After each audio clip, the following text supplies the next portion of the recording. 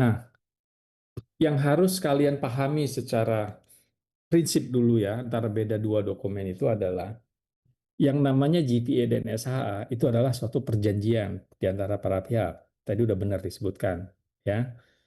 Sedangkan anggaran dasar gitu ya, itu sebenarnya adalah turunan dari SH dan lain. Cuma bukan itu yang saya ingin tegaskan bedanya. Yang perbedaan yang mencolok dari dua dokumen itu adalah yang satu dokumen JVA dan SH itu sifatnya private ya. Sedangkan yang namanya anggaran dasar itu dokumen itu sifatnya publik ya. Dokumen publik artinya bisa diakses oleh para pihak yang ingin mengetahuinya karena dia tersedia gitu di dalam apa database yang bisa diakses oleh publik gitu loh. Dalam hal ini adalah ke Sisminbakumnya Kementerian Hukum ya gitu. Sekarang udah ada elektronik, jadi udah bisa diakses secara elektronik. Kalau dulu sebelum zaman digitalisasi kita harus ngecek ke namanya sampai ke percetakan negara tuh ya untuk dapetin salinan anggaran dasar OPT-nya gitu ya. Nah, sekarang udah elektronik. Nah, jadi itu perbedaan pokok yang pertama yang kalian harus pegang. Yang satu sifatnya private, yang satu sifatnya publik. Nah, itulah kenapa. Tapi betul bahwa anggaran dasar adalah turunan dari dokumen GV atau SA. Tapi dengan perbedaan yang tadi saya sebutkan, satu private, satu publik, maka tidak semua isi di dalam GV atau SH itu akan dituangkan ke dalam anggaran dasar. Ya, karena ada poin-poin yang para pihak ingin tetap jaga kerahasiaannya untuk tidak diketahui oleh publik. Itulah yang mereka tidak masukkan ke dalam anggaran dasar, gitu loh. Jadi anggaran dasar itu bukan merupakan refleksi atau 100% dari GVA atau SHA, ya. Ya betul dia turunan, tapi mungkin hanya 60% dari GVA atau SHA yang dituangkan ke dalam anggaran dasar. Sisanya tidak dituangkan ke dalam anggaran dasar karena mereka ingin tetap menjaga kerahasiaan itu gitu. Hanya just to keep them between them gitu misalnya gitu, ya. Gitu. Itu bedanya yang paling utama. Nah, tadi tadi saya tertarik ya untuk nge-elaborate dikit sekaligus ngecek juga. Tadi Raja menyebutkan akta pendirian dan anggaran dasar. Putih juga tadi menyebutkan. Apa bedanya sih antara anggaran dasar dengan akta pendirian? Ada yang masih belum paham kah? Coba atau Raja atau Putih bisa menjelaskan lebih lanjut buat teman-temannya. Apa itu bedanya akta pendirian dengan anggaran dasar? Baik, Supaya Pak, ini teman-teman supaya izin. paham nih ya. Silakan. Mungkin izin menjawab Pak Andi, mungkin boleh ditambahkan juga Raja dan Pak Andi, semisal ada yang bisa ditambahkan. Kalau dari sepengetahuan saya itu, akta pendirian itu termasuk anggaran dasar ditambah informasi-informasi lainnya mengenai badan hukum itu, Pak. Misalnya informasi mengenai pemegang saham, lalu mengenai eh, direksi dan juga komisaris, dewan komisaris gitu Pak. Yang saya tahu mungkin itu apabila Raja mau menambahkan silakan Raja. Terima kasih Pak Andi. Oke, Raja atau yang lain kalau mau menambahkan silakan. Saya paling menambahkan sedikit, Pak. Jadi, Hmm. nanti dokumen yang diserahkan kepada, Kemenkum itu bukan anggaran dasarnya doang, melainkan akta pendirian, itu anggaran dasarnya sudah dilengkapi informasi-informasi yang tadi disebutkan oleh Putih. Nanti baru dapat status badan hukum yang disahkan oleh Menteri Hukum. Oke, kita komunikasi ya. Keep keep unmute aja. Jadi kalau ada perubahan, apakah akta pendirian dan anggaran dasar itu bisa diubah atau tidak? Itu dulu pertanyaannya. Bisa ya?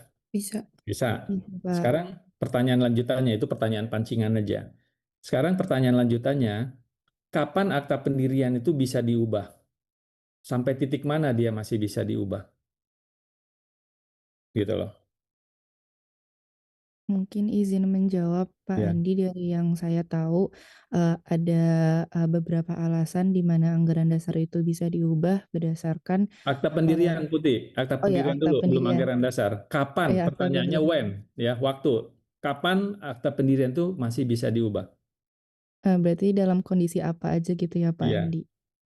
Kalau dari yang saya tahu itu, semisal ada Eh, yang saya tahu sebenarnya spesifik ke anggaran dasar sih Pak Andi. Kalau misalnya Oke. informasi lanjutannya saya belum terlalu familiar. Tapi Ya, yang saya tahu anggaran dasar sebagai bagian dari akta pendirian itu bisa diubah semisal ada perubahan jumlah modal gitu Pak Andi. Misalnya oke, perubahan jumlah modal di setor dan lain-lain. ya, eh, dan semisal ada mau dilakukan penggabungan, lalu pemisahan dan lain-lain yang sekiranya dapat mempengaruhi eh, bentuk badan hukum atau status badan hukum dari eh, si company aslinya itu sih Pak Andi. Jadi mungkin dari situ pun juga termasuk dengan perubahan organ-organ di company itu sendiri jadi ikut berubah juga dengan adanya penggabungan dan lain-lainnya itu Pak Andi. oke Putih, yang itu penjelasannya nggak salah, tapi pertanyaannya bukan itu. Yang saya tanyakan fakta pendirian ya, nggak apa-apa. Tapi itu bagus buat menerangkan tentang perubahan anggaran dasar, ya. Oke, Mikaela, silakan. Oke, di setahu saya itu akta pendirian sebenarnya tidak bisa diubah karena Hmm. sekali sudah dibuat dia tuh isinya ya akan terus itu saja. Tapi sebenarnya bisa dilengkapi dengan akta-akta perubahan. Jadi mungkin bisa didetailkannya seperti itu. Tapi akta pendirian yang sudah dikeluarkan sebenarnya secara substansi tidak bisa diubah seperti anggaran dasar kayak gitu. Oke, pertama ya, udah ya, cukup dua orang dulu. Nanti yang kita sambung lagi dengan pertanyaan yang lain. Pertama, yang namanya beda antara akta pendirian anggaran dasar ya, itu sebenarnya hanya ada di awal pendirian. Akta pendirian itu ya pada waktu PT itu dibuat itu adalah akta pendirian, dia isinya salah duanya yang paling penting adalah satu pernyataan tentang pendirian PT, kedua mengatur tentang anggaran dasar awalnya ya. Nah, jadi sebenarnya yang dibilang akta pendirian itu cuma pernyataan pendirian PT-nya saja gitu karena lalu PT Didikan itu nanti akan punya anggaran dasar seperti ini gitu. Makanya ada nanti di dalam akta pendirian itu juga draft anggaran dasar awalnya gitu ya. Seperti itu. Nah, itu berikutnya, kalau nanti PT-nya ini sudah dapat pengesahan, sudah jadi berbadan hukum, maka anggaran dasar ini nanti akan didetach, akan dipisahkan dengan akta pendirian. Lalu berikutnya yang berubah adalah anggaran dasar. Tadi Putri sudah menjelaskan soal perubahan anggaran dasar itu apa saja ya. Kalau ada apa, pokoknya basically kalau ada perubahan di dalam ketentuan anggaran dasar itu jadi perubahan anggaran dasar. Cuma pertanyaan saya kan tadi, apakah akta pendirian bisa diubah atau enggak? Ini sekaligus ngetes nih kalian, pemahaman kalian sama OP kalian ya. Nah, tadi dibilang sama Mikael pada dasarnya nggak bisa dirubah gitu ya.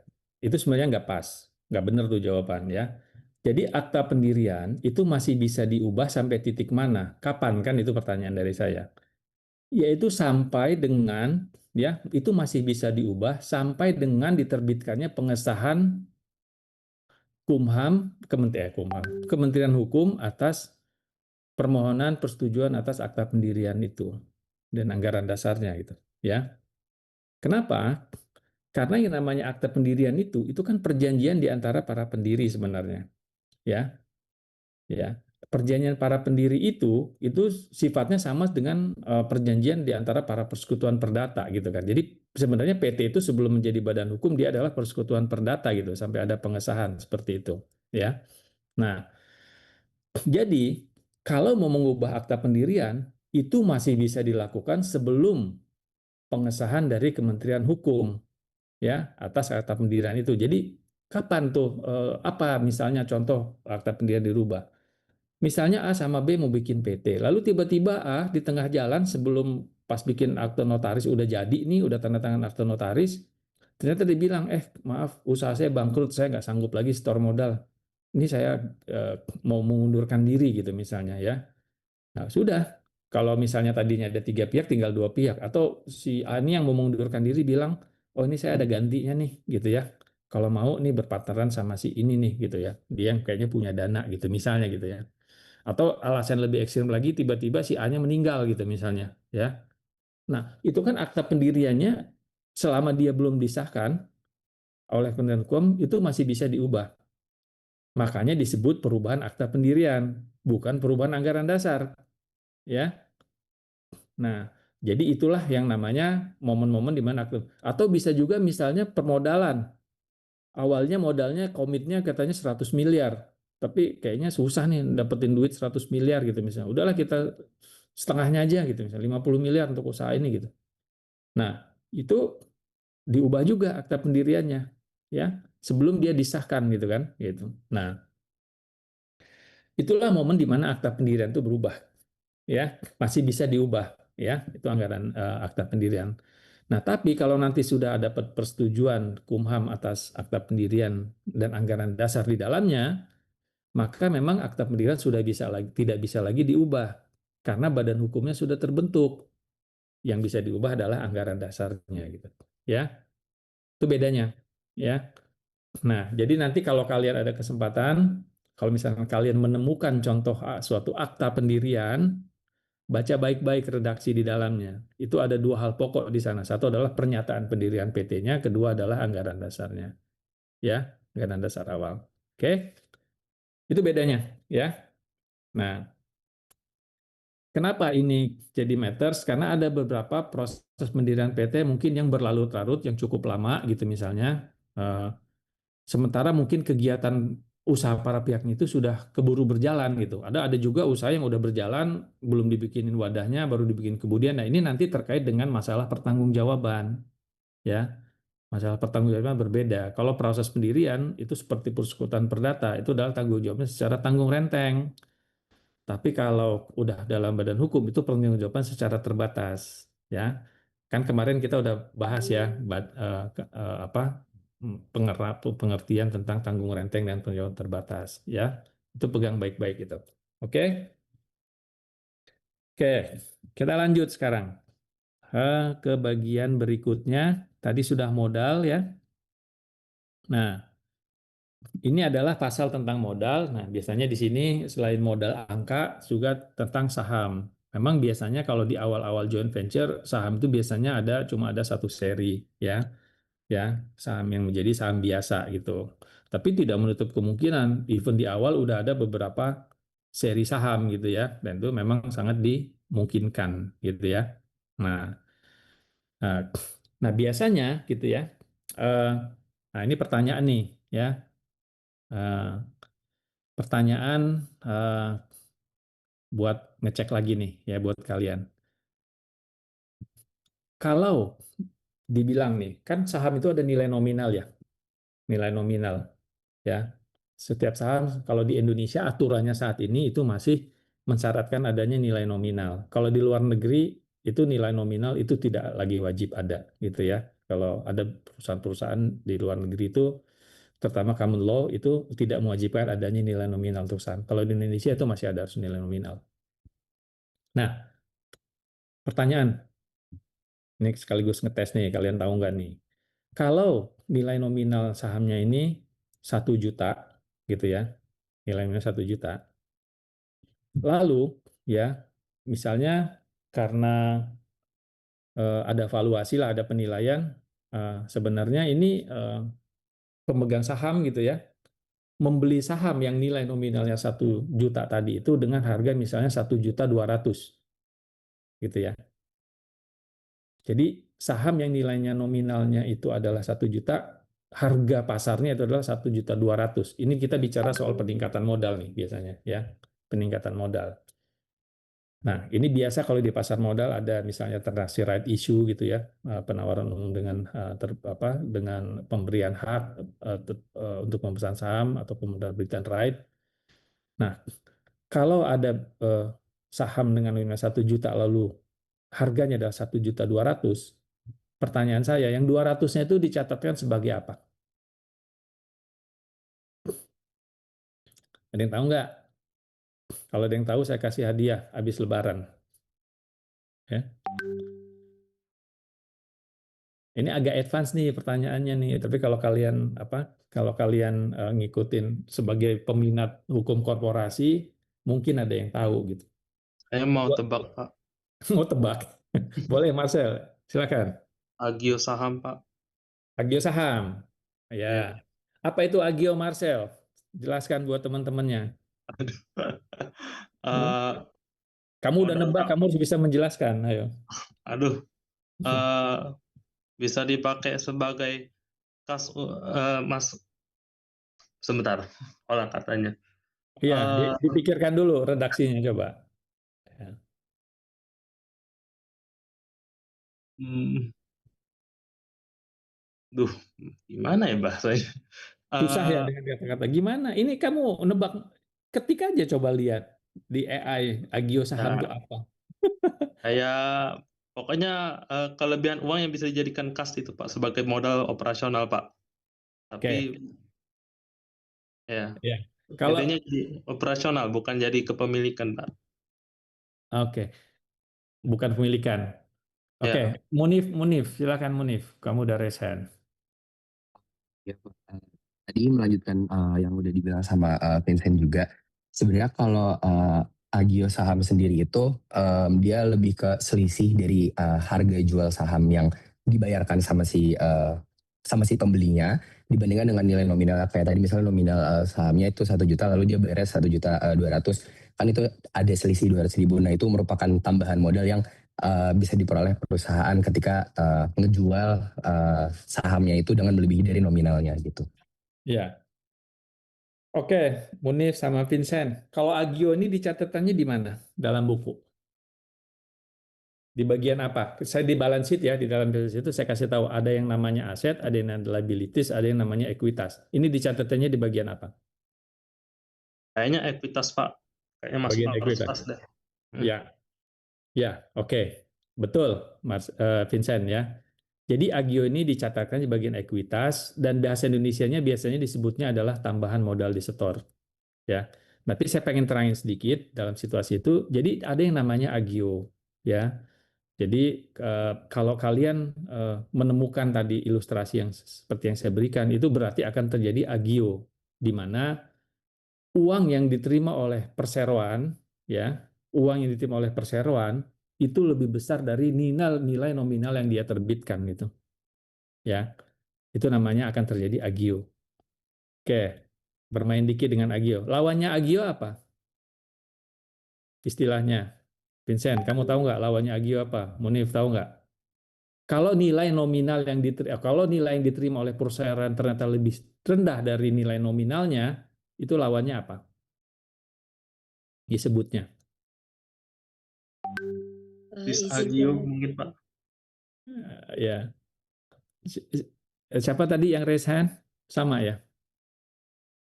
Iya sama Pak. Sama ya, Matthew sama ya jawabannya, disagio ya. Iya Ya. Pak.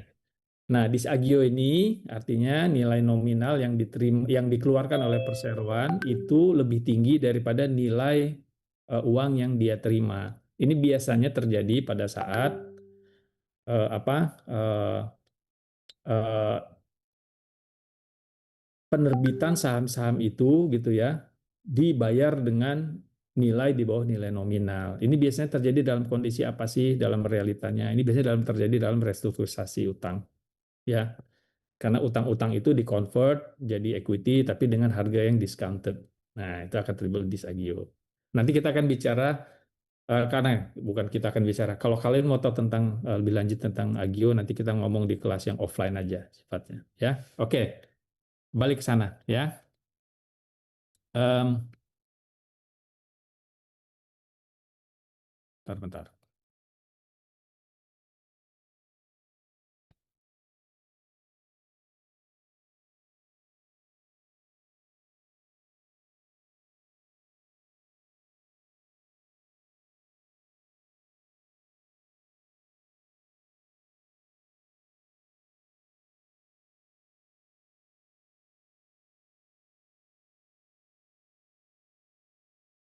Share screen-nya masih kelihatan nggak? Masih Pak Andi. Masih ya. Bentar ya. Ya.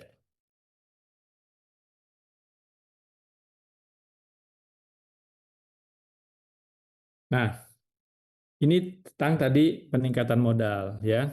Nah, lalu baru bagian berikutnya ini adalah bicara tentang RUPS gitu ya, tentang RUPS. Nah, ini nggak usah saya jelaskan tentang RUPS ini apa.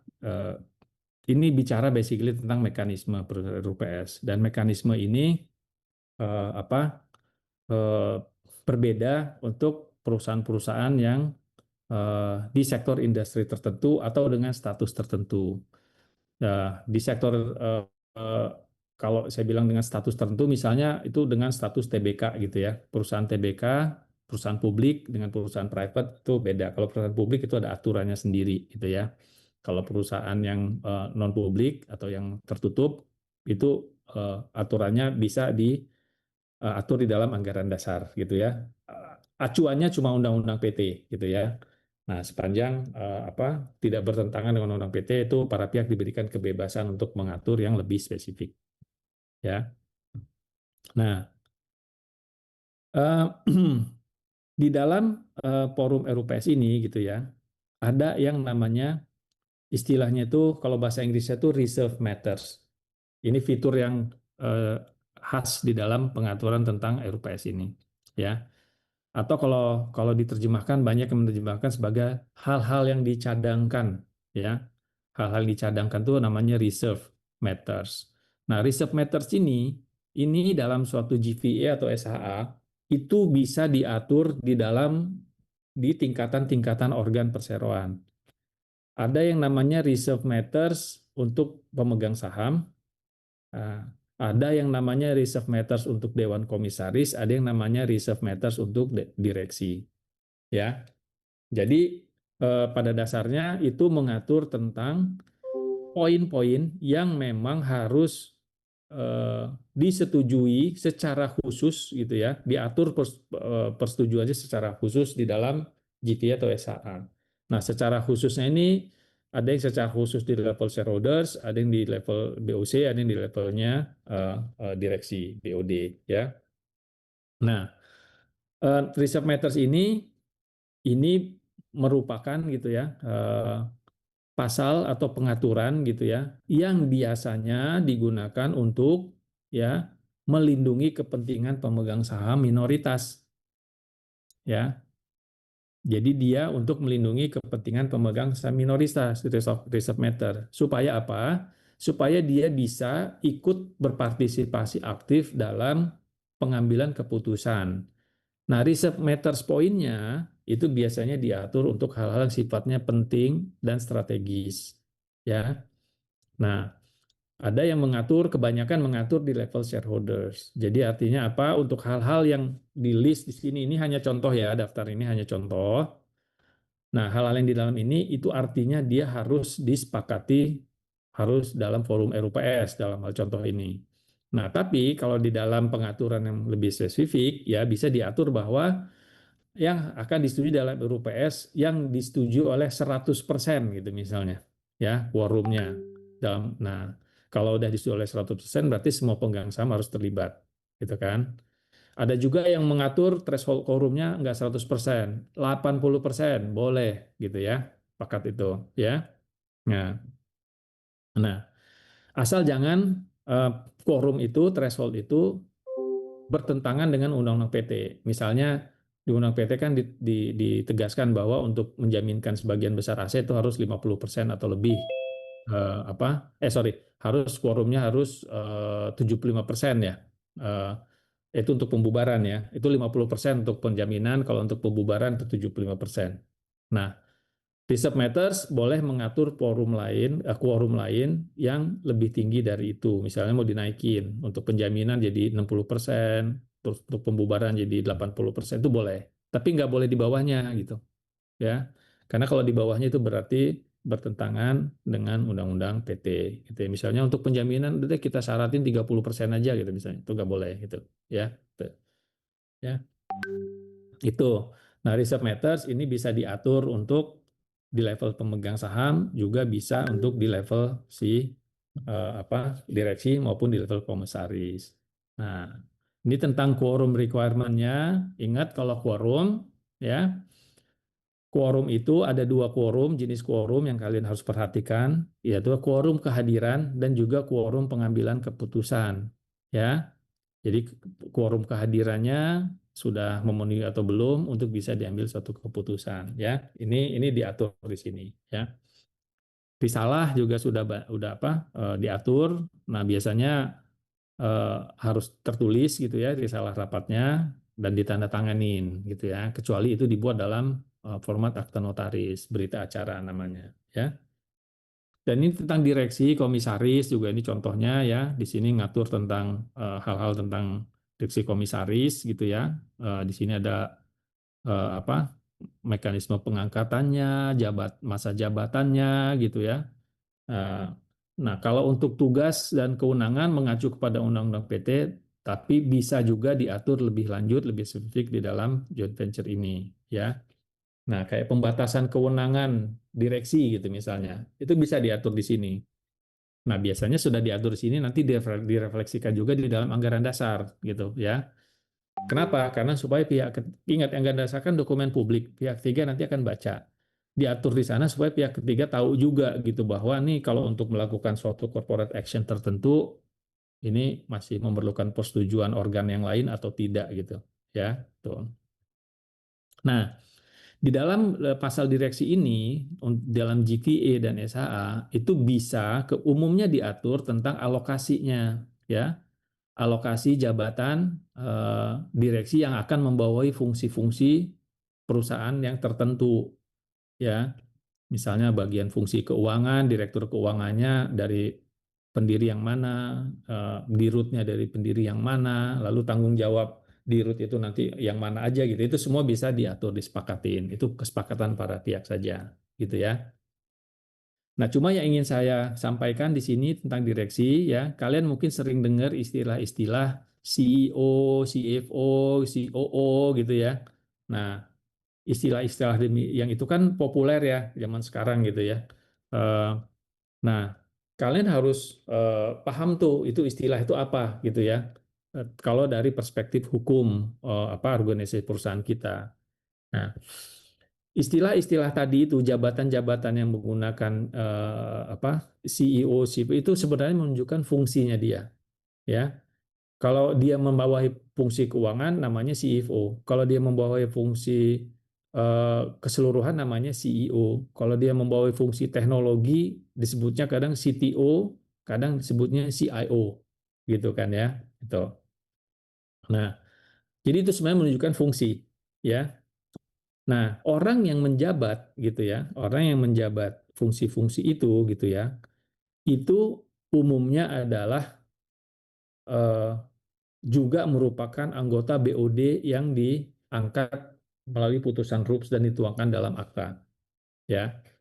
Nah, cuma ya ada juga yang menggunakan istilah-istilah itu tapi parsial dan itu sebenarnya mereka bukan direksi. Misalnya ada bilang kalau di dalam perusahaan yang besar misalnya gitu ya, ada bilangnya CEO marketing gitu misalnya. Ya. Artinya apa? Dia membawahi fungsi marketing gitu misalnya. Jadi keseluruhan marketing tuh. Ya, ini biasanya yang pakai jabatan ini adalah perusahaan-perusahaan multinasional sebenarnya gitu ya, yang sifatnya global. Tapi perusahaan lokal jadi ikut-ikutan juga gitu, ya. Nah, intinya adalah kalau kalian menemukan orang dengan jabatan seperti itu menunjukkan fungsinya dia apa. Tapi untuk apa? Memastikan apakah dia benar-benar anggota BOD atau tidak, tetap harus dilihat di aktanya, ya. Karena kadang-kadang pada waktu tanda tangan perjanjian gitu ya, dia datang dengan jabatan CFO kah atau apakah gitu, tapi ternyata dia bukan bukan anggota direksi yang memang berwenang untuk mewakili gitu, sehingga kalau dia mau tanda tangan perjanjian dia harus dilengkapi dengan surat kuasa kan gitu gitu dari direksi yang berwenang, ya. Nah, jadi itu ya. Kalau ada ketemu istilah-istilah seperti itu, seperti apa, uh, uh, tetap harus dicek apakah dia anggota direksi atau bukan, ya. Nah, sebenarnya ini istilah-istilah ini diturunkan gitu ya dari sistem organisasi perusahaan yang berbasis common law gitu ya. Nah, kalau di kita itu kan two tier system namanya, ada BOC ada BOD gitu kan ya. BOC yang mengawasi, BOD yang menjalankan gitu ya. Nah, dan itu kalau digambarkan dalam struktur organisasi perusahaan kita itu kan suka bertingkat, suka digambarkan kesannya gitu ya, seolah-olah ya Dewan Komisaris itu kok lebih tinggi dari direksi gitu, seolah-olah, padahal tidak demikian kenyataannya gitu kan. Nah, kalau di dalam common law mereka nyebutnya sama-sama board of directors sebenarnya. Nah, cuma mereka board of directors ini dibaginya menjadi dua bagian. Satu ada yang namanya non-executive directors, yang satu lagi adalah executive directors. Nah, yang executive directors ini kalau di hukum kita itu ekivalennya setaranya dengan BOD, ya. Dan kalau kita pemimpin dari BOD itu suka disebut dirut atau presdir, kalau mereka disebutnya CEO, gitu, ya. Nah, sedangkan yang non-executive director ini ekivalennya ini tidak sama persis, ekivalennya dengan BOC, ya. Nah, pemimpinnya kalau kita disebut komisaris utama atau preskom, kalau mereka disebutnya adalah chairman, ya. Ya. Nah, bedanya kalau non executive board ini mereka punya power untuk memecat executive director secara permanen, ya. Kalau kita BOC itu hanya bisa menghentikan sementara, gitu kan. Nah, itu kewenangannya BOC. Itu bedanya, ya. Jadi nanti kalau misalnya kalian baca gitu ya, ada dokumen atau nanti ke depannya kalian ketemu sama istilah-istilah begini, itu kalian udah ada bekal lah gitu ya untuk catatannya. Oke. Ini Dewan Komisaris, tadi udah saya jelaskan juga. Nah, biasanya kalau di dalam anggaran dasar seperti ini, yang diatur itu adalah, again, ini ada frase mutatis mutandis. Kalian udah paham arti mutatis mutandis itu berarti sama dengan yang ada di pengaturan direksi gitu ya. Nah, cuma memang di sini alokasinya saja ya. Kalau memang beda dibedakan. Kalau bilang mutatis mutandis berarti sama tuh dengan yang di atasnya ya. Nah, lalu ada juga biasanya mengatur tentang steering committee sama uh, komite pengarah ini lebih kepada strategik. Ini sebenarnya dalam organisasi perusahaan OP kita itu nggak ada nih istilah steering committee. Tapi ini sering digunakan ya di dalam suatu joint venture. Itu yang isinya itu adalah high ranking officers gitu ya, high ranking officers untuk dari masing-masing pihak. Nanti untuk gunanya adalah untuk mediasi pengambilan keputusan kalau ada perselisihan-perselisihan. Jadi perselisihan-perselisihan itu nanti biasanya kalau sebelum lari ke forum penyelesaian sengketa, coba diselesaikan dulu melalui high ranking officer. Ini biasanya kalau hierarki dari perusahaannya itu memang kompleks gitu, kayak multinational company itu kan kompleks gitu ya. Itu biasanya diselesaikan dari situ ya. Karena mereka berpendapat ya, para bisnismen itu ya kalau nggak perlu dispute ke pengadilan ngapain gitu kan, karena nobody wins from that itu gitu kan, that effort gitu ya. Oke. Lalu juga di sini biasanya diatur tentang posisi-posisi senior itu gimana cara ngambilnya. Nah, lalu nanti ada operational di sini. Kalian silahkan baca ya. Ini kan mau libur Lebaran gitu kan, di sela-sela libur Lebaran kalian bisa lihat-lihat. Nanti kalau mau ada pertanyaan, kita ada sesi offline the next sessionnya 2 minggu lagi, itu kalian bisa ngomongin soal ini ya. Nah, ini saya kira untuk keuangannya gitu ya, kalian lihat aja kerahasiaan. Nah, yang ingin saya sorotin juga adalah tentang non kompetisi gitu kan, atau non solisitasi. Non kompetisi ini adalah nggak boleh join venture dengan yang lain gitu kan untuk produk-produk yang sejenis. Nah, ini kalian nanti harus hati-hati pada waktu merumuskan redaksi tentang non kompetisi. Jangan pula terlalu luas gitu loh ya. Kalau kalian membatasinya terlalu luas, itu bisa membunuh eh, apa eh, future opportunity yang para pihak itu bisa dapatkan gitu ya. Nah, kalau ini kan dibatasi hanya untuk produk yang sejenis. Jadi pembatasannya bisa jadi produknya, bisa juga teritorinya. Biasanya itu yang dibatasi. Ya. Kalau non solisitasi itu adalah kalau yang belum paham nih, non solisitasi ini adalah solicitation, dari kata bahasa Inggris solicitation, yaitu untuk mempengaruhi orang untuk supaya ya jangan ngebajak lah, sederhananya gitu ya. Jangan ngebajak karyawan dari masing-masing. Ini kan joint venture ini kan dua pihak gitu kan. Lalu nanti pihak A melihat nih ada karyawan yang bagus nih, ekspertisnya bagus banget nih, kita bujukin yuk gitu misalnya supaya dia mau pindah ke kita gitu. Itu diatur di sini, nggak boleh gitu ya, kayak gitu. Ya. Nah, ini penatasan pengalihan saham nanti akan saya jelaskan ya tentang apa tentang pengalihan saham ini. Ada namanya nanti ROFR, right of first refusal, right first offer gitu ya. Ada namanya preemptive gitu ya. Itu nanti kalian harus mungkin di M&A saya akan jelasin.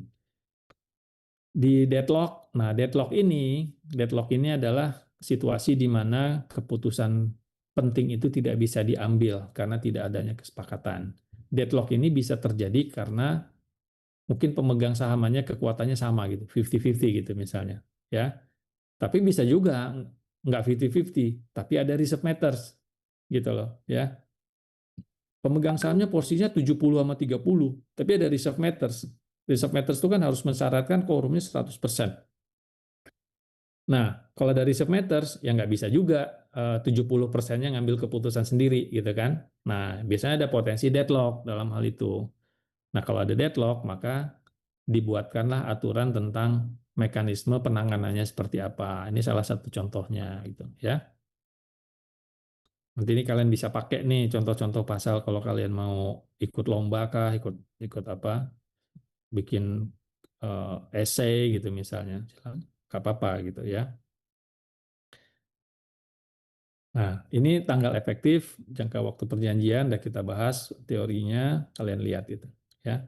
Nah, ini governing law kita udah bahas, force major gitu ya. Ini kita bahas. Coba lihat, saya pengen lihat redaksi force major nih.